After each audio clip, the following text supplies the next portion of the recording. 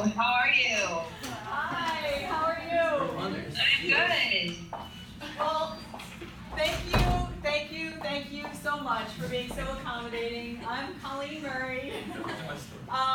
And I'm going to pass you over to the Wolves in a second. They have lots of wonderful questions for you.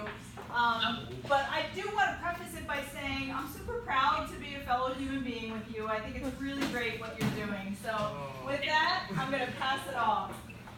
So, all right. I think Chris Gunderson has a question for you. Good start. Okay. Like he always does. So, do a lot of people pretend to be in need? Do a lot of people pretend to be In need, like, do they need help? Like, do a lot of people pretend about that? I know Great you first get that question. question a lot. No, I can't. It's just that I can't hear the. He wants to know if there are a lot of people who are just pretending to be in need. I hope that question doesn't offend you. Oh, not at all. Okay, Chris, sorry, I couldn't hear you. My bad. No, that doesn't. They're, definitely a sensationalized idea that there's a lot of people who are being homeless. There's been news or things like that, but I wish there was more people faking to be honest. The reality is really not a common that anyone sees. It's really hard to be out there and be homeless.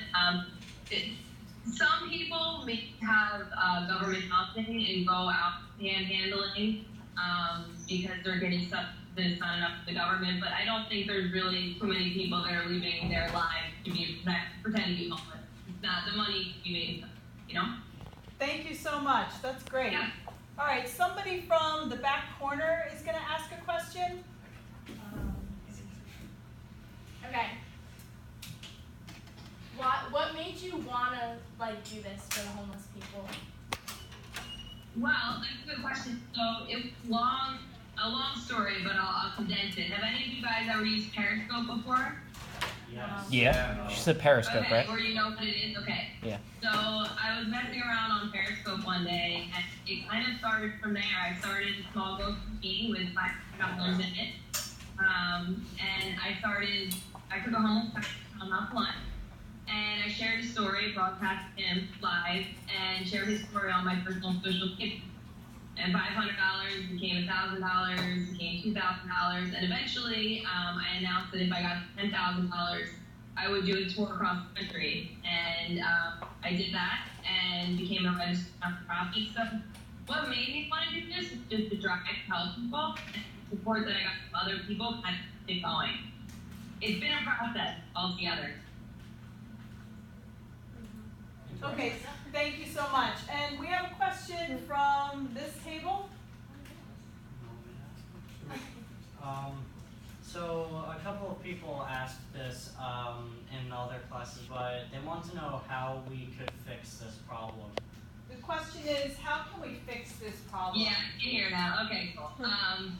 Yeah, see, that's an answer that I can't provide. It's a great question, of course.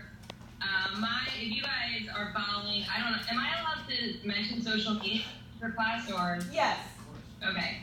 Just checking. Thanks for asking. If you guys are following on Instagram, Real Humanist is what I put up there. You'll know or you'll get to know that part of what I do is people being kind for these people. And giving them my time, giving them a dignity bag, giving them energy, and just making them not visible. I don't necessarily have any solutions as to it. Since I don't work in social services, it's really hard and complicated, but I'm more focused on helping people who are out there to feel less lonely and to feel like people are connected to me. So I wish I had an answer for that question, but people have been trying for decades. And unfortunately, the government has not really done the best job with that. So I think how we can help is just helping people around us in our neighborhoods. I don't know if we have homeless people around, into them, but it's about shaping ideas and giving and so. Very nice, thank you. And we have a question from this group. How many do you help each week? How many do I help you? Oh, that depends on how many people are out there. So I'm in center. Where are you guys again? We're down at the shore, so if you know where Long Beach Island is or Seaside Heights, Atlantic Yeah. City, yeah. Yeah, I'm from New Jersey. Bless you. Okay. In Philly, I go in Center City, so it really depends how many people are out that day. I go out pretty much 4 times a week. Sometimes with backlist, we do haircuts as well. So any given week, it depends. We're just putting out bags of essentials and bags of toothbrush, that kind of thing, or for different haircuts. So that varies. We've helped tons and people. It just Thank you. We have one from this group. Don't leave her hanging. Come on now. In that case, I have a question. So, like, there's like a perceived notion that like homeless people are like inhumane and stuff like that. Like, how true is that? If it is true. I find that that's not true at all. Going into this, I was like, people like, with people. I've seen this. All I knew about people was heard. As far as inhumane, I haven't seen really any of that. A lot of people are now, and they're basically just people out there trying to survive. A lot of them take care of animals. A lot of them stick together. They watch out for each other. Never take things. You know, if I go out with a bag full of essentials, say enough toothpaste, and save it for someone. You know, they're really similar to us, and I haven't found any kind of inhumane action.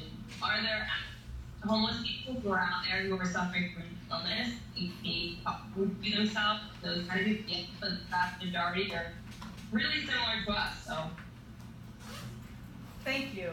And we're going to come to this group here. Was someone ever too dirty for you to clean? has someone ever what? Been too dirty for you to clean? Want for me? Well, that's in reference to the grooming that you do. A couple of the kids were curious about, did you ever feel kind of uncomfortable? Maybe somebody wasn't clean enough for you to even approach? What did she say? Are there something dirty? Yeah. Yes. Yeah. Some people are very, very dirty. You know, a lot of people don't get to shower at all. As far as the cutting, I have 4 stylists who go out with me, so I don't cut hair. Stylists do. And it's amazing. We've never, worked with someone and said, they're too dirty.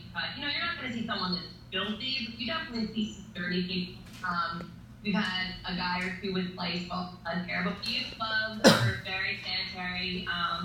And some people actually do believe, I don't know how they have pretty decent hygiene out there. So yeah, there's really dirty people, but some that are fine. Thank you. And we're going to come back to this group. How do different cities handle homelessness? That's a good question. So when I was traveling across the country, there are some cities that are progressive in the way that they handle homeless, in which they're giving them plots of land. And are you guys familiar, or have you ever heard of tent cities?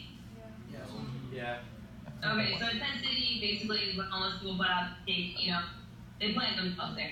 These are now more involved. So, for example, in a lot of the West Coast cities are forward. Each city handles homeless different. Philadelphia is very much their tactic is going to social services, which can take months, and people don't understand how long it takes to get personally involved in the situation right now.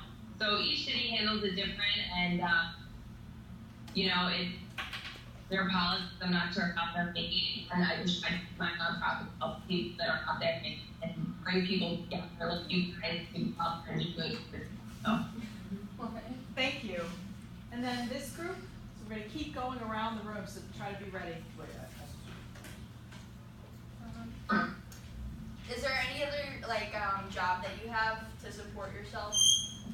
That's a good question. So I was in retail. I had clothing stores for about 8 years, and I recently sold them. Right now, this is my full-time thing, which takes more than full-time.